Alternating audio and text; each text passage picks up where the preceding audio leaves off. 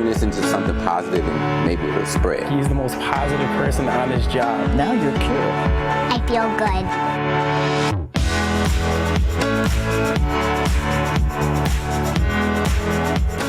Good morning. Sit back and relax, have a cup of coffee or tea or whatever you drink. You're about to meet one of the most uplifting individuals you will ever see. So much so that I'm going to tell the story of 45-year-old Bridget Wilder in two parts. Bridget was a mother of 10 biological children when she faced the unthinkable.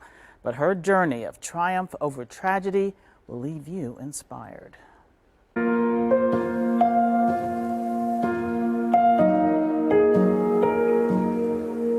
We visit Bridget Wilder on a typical day as the mother of 10 interacts with her children. How do y'all feel about eating healthier foods? You'll soon find out there's nothing typical about this 45-year-old mom. Let's rewind. For years, Bridget Wilder was a stay-at-home mom while her husband, Wilson Anthony Wilder, worked to support the family. He was the one who was the breadwinner, and I stayed at home and raised the children. Just more of a traditional family, but very young for that time frame to be doing that. It was kind of like weird in that space in the 90s to be living like that. One child, Beatrice, was diagnosed with leukodystrophy. A neurological disease meant Beatrice could not hug her mom. Still, they were close and they communicated. She couldn't hug me, and it bothered me that I couldn't get the embrace from her like I would my other children. And I believe one time she noticed that. She breathed on me when I was laying next to her, and I could feel a hug through her breath. And that was a form of connection that we had. But one day, Beatrice never woke up. She was only 6 years old. She passed away in her sleep. And I was always hoping that she would get better, but that day never came. I miss that. I miss taking care of her. I miss just the moments that we had alone where I can just talk to her and encourage her. We were very close, even though she could never verbally say, "Mom." I miss that. Oftentimes, Ms. Meekins, I still don't deal with her grief because it can be really hard for me to discuss it, but I deal with it by helping other people without me having it. Only time I really talk about it is if it's to encourage someone. But if I'm at my alone times, I kind of keep myself busy and distracted because it's a painful place. After losing a child, faith helped. Wilder is a longtime member of Unity Gospel House of Prayer.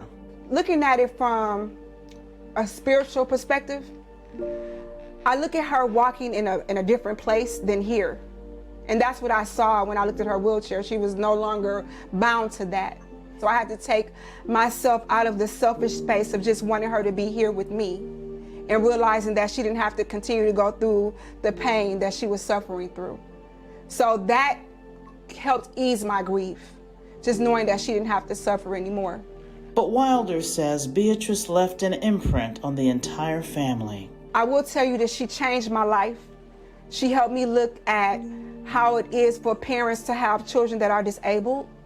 Me and my children both have a sensitivity for people with conditions that may be in a place where they are often overlooked. 3 years later, Bridget suffered another devastating blow. She was only 35 when her husband died of a heart attack at the age of 37. He was such a key component that it felt like the weight that was carrying us dropped us, for lack of a better word. So I had to learn how to restructure my life and begin again. When you lose a child, it's like nothing else. And to lose my husband after that, I almost felt like I was having an out-of-body experience. Suddenly, Bridget was a young widow faced with raising 9 children alone. And dealing with the grief of my husband 3 years later, it was shocking, even though he was sick. Because here I was, a mother of 10, having lost one and having to raise 9 children alone from the ages of 16 to 4 months. I never had an experience of being a single mom, and I never wanted to be. I never signed up for that. But it was placed in my lap, and I was forced to grow. It was as if my life was blown out of a canyon from 0 to 100 so fast that I didn't even have time to process it. But after these tragedies, Bridget Wilder was able to make astonishing transformations. No low place is meant for us to stay. It's for a moment for us to grow into who we were predestined to be. How Bridget found her voice, her purpose, and what she's doing to help others. I'll have that next as Positively Milwaukee continues. Welcome back. We continue to follow Bridget Wilder's remarkable journey from tragedy to triumph and what she did to turn her life around and make a better one for herself and her 9 remaining children. Bridget Wilder was catapulted into a new life after losing a child and her husband 3 years apart. Wilder was a young widow at 35, forced to raise 9 kids ages 4 months to 16 years old alone. I didn't know how I was going to navigate taking care of my children, but I went back to a former passion that I had, which is nutrition. Wilder says her church, Unity Gospel House of Prayer, helped to ease her despair. Ms. Meekins, the biggest part of my growth is collaborating with God and believing in myself. Wilder quickly had to transform from a stay-at-home mother to her children's primary breadwinner. She got a job as a receptionist. Storms build you, and I learned stuff about myself through this process. Through her resilience, Wilder went back to school, getting a Bachelor of Science in Nutrition from Mount Mary University. I took on the challenge of saying, you know what, I'm going to try. And little did I know, it introduced me to myself. It introduced me to understanding how intelligent I was. It took 7 years to finish her courses. She had to extend her time after yet another devastating blow. I had to show up at class every day. I had to strategize on how am I going to make sure the kids are fed, go to school, go to work, which I did. I worked, went to school, but then another tragedy hit and my mother died. But I never lost sight of how bad do I want it. But something else was eating at Wilder. She was morbidly obese, weighing over 300 pounds at the time. For me, having at one time when I was over 300 pounds, it was too big for me to visualize I can do that. I asked myself, how bad do you want it? Bridget wanted it pretty bad. She lost 150 pounds through good nutrition. You eat how you feel about yourself. When I didn't feel good, I ate garbage. I ate fast food. I didn't treat myself with the value that I deserved. But now, I'm like, I want to be here a few more years. It's time for me to put a lot of nutrients and vegetables and fruit in my body. I used to have diabetes, and I no longer have it. I was diagnosed at a time where I was able to reverse it. Today, she helps others find wellness and healthy eating. She stresses the mental component. Through her metamorphosis, Wilder discovered she had to confront a trauma she had buried for years. I was raped at the age of 15. So tragedy was really a part of my story. The only difference between with the rape, I suppressed that and I just went on with life. So in a way, your grief helped you grow up. Yes, it helped me deal with old stuff that I never knew how to tackle. Wilder even started her own business, Perseverance Health and Wellness Nutrition Consultation Services. It specializes in weight loss. I teach my clients how to declutter their cabinets for weight loss success. And oftentimes they think I mean get rid of all the salt, the sweets. No, I'm saying who is in your space that is not supportive? Who is the sabotager? Remove any barrier that's going to keep you from completing a goal. Wilder is also a motivational speaker who continues a personal quest to do better. My fight really is in me continuing to seek ways to self-improve. Because if I improve myself, I'm better at helping other people. So that's the reason why I fight so hard to make sure that I'm well in my mind, in my body, and my spirit, because I'm better at helping others when I'm at my best place. Wilder even wrote a book called Why Me? A Question I Refuse to Ask God. On top of all of this, her 9 children are thriving. Because I have learned so much from you and all that stuff and what you have taught like us about healthy eating and all that stuff, like about they'll talk to me about they losing weight or they're trying to lose weight or something, and I'll say like, well, you probably shouldn't be doing this. Right. My confidence now bled into my children. I have my oldest is an accountant. I have a couple of children that are, my daughter, one is a model, one is a business owner, one goes to Howard University. No one's in trouble. So a woman who had every excuse to give up persevered. I wrote a vision board in 2013. On my vision board, I said I was going to start a business. I was going to uplift and inspire women. I was going to be a class speaker, and I was going to write a book. All of that happened. Silence the voices of those who say you cannot and say you can. Bridget Wilder has found her voice, her place, and most of all, her purpose in life. She helps others remember that mind, body, and spirit are crucial roles in the journey toward wellness. When I tell you it's a story of tragedy to triumph, it is that. And I'm happy to talk to you because it's given me the opportunity to tell people that although we go through storms in life, there can be victory after the most traumatic events in our life. Even though a situation may seem hopeless, take it back. Take it back into your own hands and become whoever you desire to be, and don't take no for an answer. Incredible, wasn't she? Now, I want to thank Bridget for sharing this amazing, awesome journey with us, because I think people out there will definitely look at their lives and figure out how they can change it as well. Thank you, Bridget. Well, every week we love to share reasons to smile, and let's face it, we all need it during these times.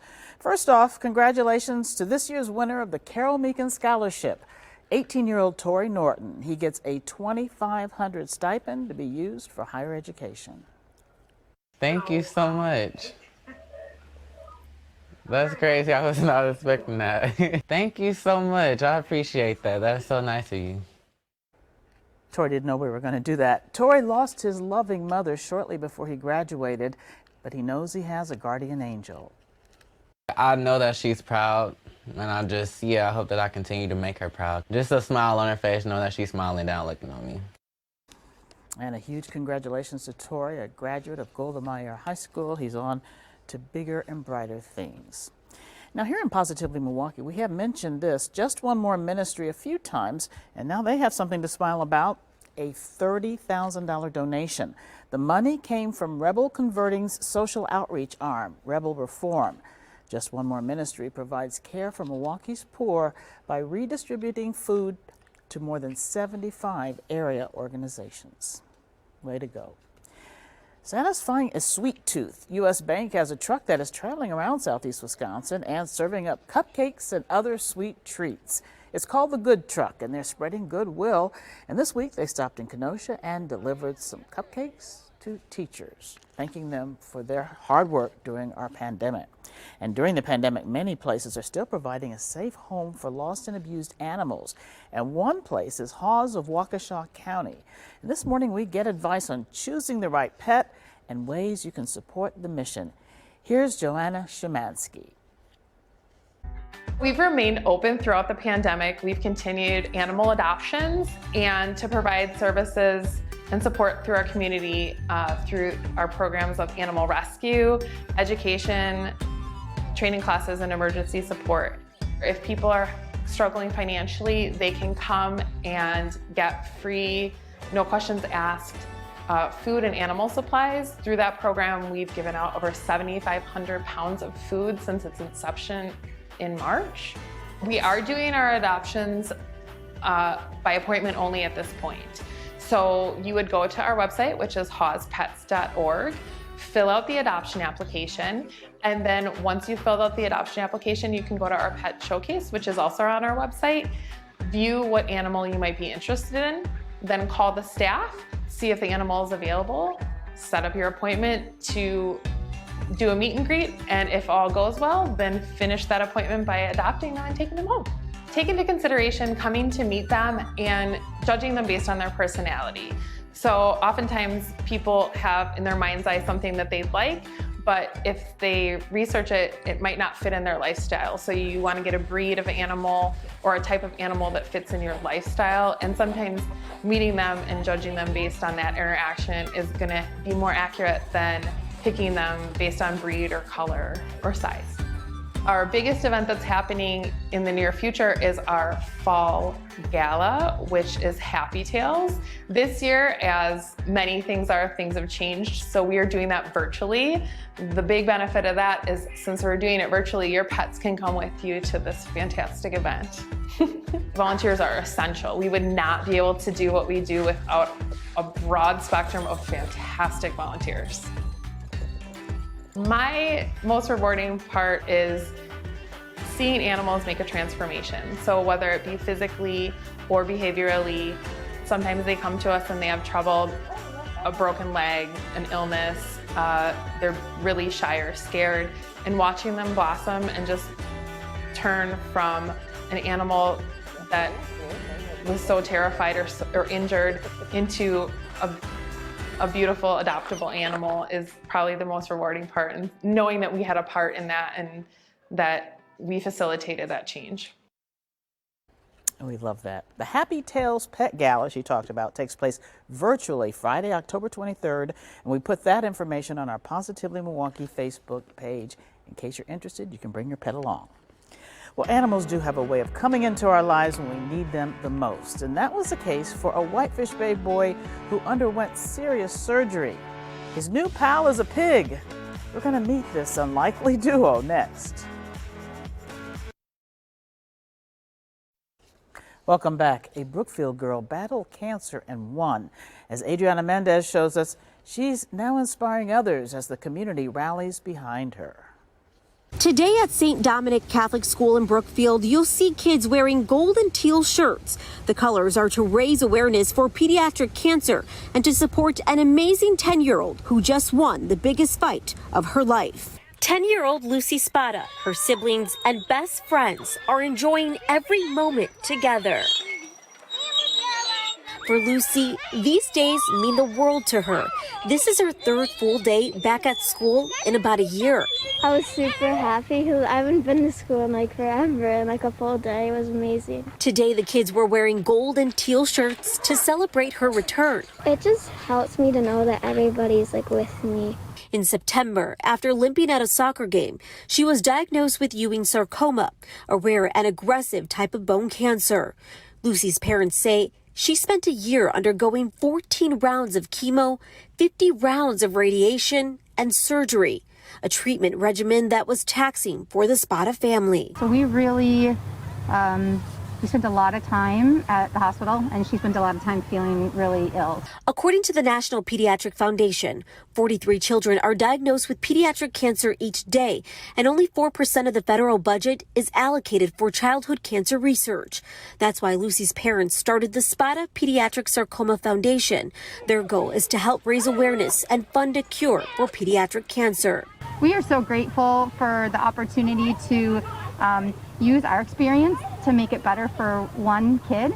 The family says it was through the support of the community and Lucy's school that got them through their biggest challenge. It was immense, it was huge, because our focus was 100% on Lucy, as it had to be. Lucy is now happy, healthy, and cancer-free. And although today is all about celebrating her return to school, we were all just so thrilled to have her because it means that prayer works, the kindness of people is there, and it can move mountains. Her strength is something to celebrate every day. Lucy is remarkable. She is our hero. She's resilient. Really happy, and everybody supports me. It's really nice. We are so glad that you're feeling better, Lucy. How wonderful. A Whitefish Bay boy has had serious health issues, but he kept his spirits up thanks to an unlikely friendship. Here's Julia Fellow. A 6-year-old who underwent heart surgery and a little piglet that fell off a farm truck. Those two stories would serendipitously come together to inspire our entire community, which is why it's Positively Milwaukee. Baby Maxwell, where are you? It has been a long journey for 6-year-old Tristan and Maxwell the pig. On this day, they are meeting for the very first time at Heartland Farm Sanctuary near Madison. Oh my goodness! Hold the apple down here. Did he get you? To say Tristan is a fan of pigs would be an understatement. Pigs are my favorite animal, and I love piggies. They helped him through the toughest time in his short life. And that is where the connection to Maxwell the pig begins. Do you want to tell Maxwell what you want to do for him? Maxwell, I'm making money for you. Maxwell made it to the sanctuary after leaping to his freedom. Literally. Tristan explains it best. Tristan, do you know what happened to Maxwell? What? Yep, he jumped off a truck. Was it baiting him to the bacon shop? It was. And guess what happened? What? He's now here. You're never ever going to bait him somewhere else?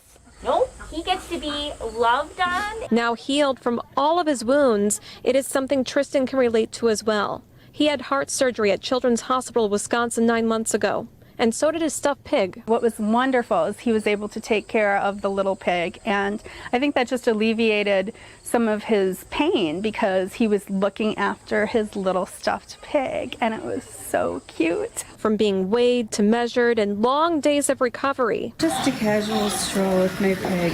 Stacy documented everything. It's all healed up. And when Tristan's birthday rolled around this year, they came across Maxwell's story. Remember we saw the pictures? He was all scraped up, and we were crying because we were so upset, right? Good, Petey. Instead of gifts, the family baked pig cookies to raise money to help Maxwell recover. Little did they know how connected they would become to his story. They asked when Tristan's birthday was, and I told them, and they said that was the same day that Maxwell jumped out of his truck. Tristan's happiness can be summed up by his squeals. And after the journey they've both been on, it already seems like they're bonded for life. I call that serendipity. Now, if you're wondering how Maxwell started his pig obsession, his mom believes it was after reading the book, The Three Little Pigs, to him. So the magic of reading as well. I'll be back with my quote of the week. Each week, I love to leave you with an inspirational message, and today's comes from Dr. Martin Luther King Jr. We really could use one of his quotes every week. Dr. King said, quote, "Our lives begin to end the day we become silent about the things that matter." A powerful thought. Have a wonderful week, everyone. Stay positively Milwaukee.